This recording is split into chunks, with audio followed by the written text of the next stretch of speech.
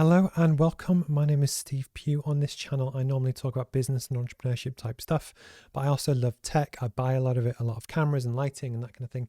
So one of the things I like to do is really quick kind of 2-minute tech reviews to talk about stuff that I've bought, and hopefully that might be of interest. Today, I'm going to talk about this. So it's the Canon RF 50mm f1.2, really expensive lens, but for me, I do podcast interviews on YouTube and that kind of thing. And until very recently, I shoot on a Canon EF RP, which is a full frame mirrorless kind of camera. And I use the classic 50mm f1.8 plus the adapter to make it fit on the modern kind of cameras. Just in case you're wondering why I'm not holding it up, it's because I'm shooting on it kind of right now.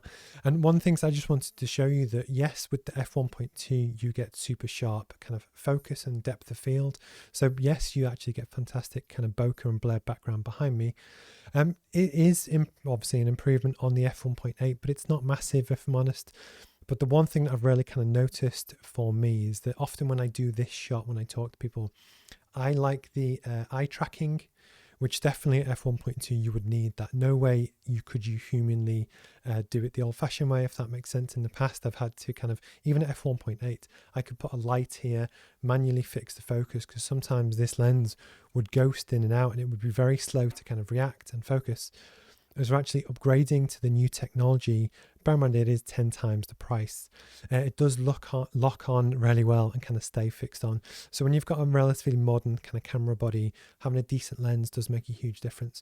Obviously, if I was using it for photos, which I have done shooting at f1.2, yes, you need that super sharp kind of focus, but it does also mean that you can shoot at much higher kind of shutter speeds as well.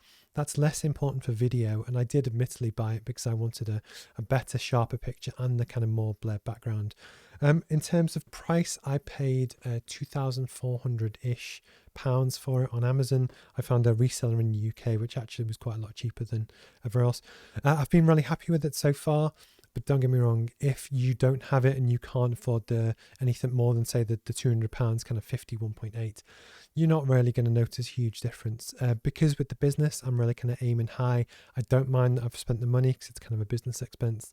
But likewise, if you do video and you want to just get the best kind of blurred background you can, whilst it's a very good lens, I'm not entirely sure it's worth the money. My name's Steve. Have you got this lens? Do you use it for video, whatever? Or do you have any better hacks that you kind of talk about? Please send me a message. I'd love to know. And thanks a lot.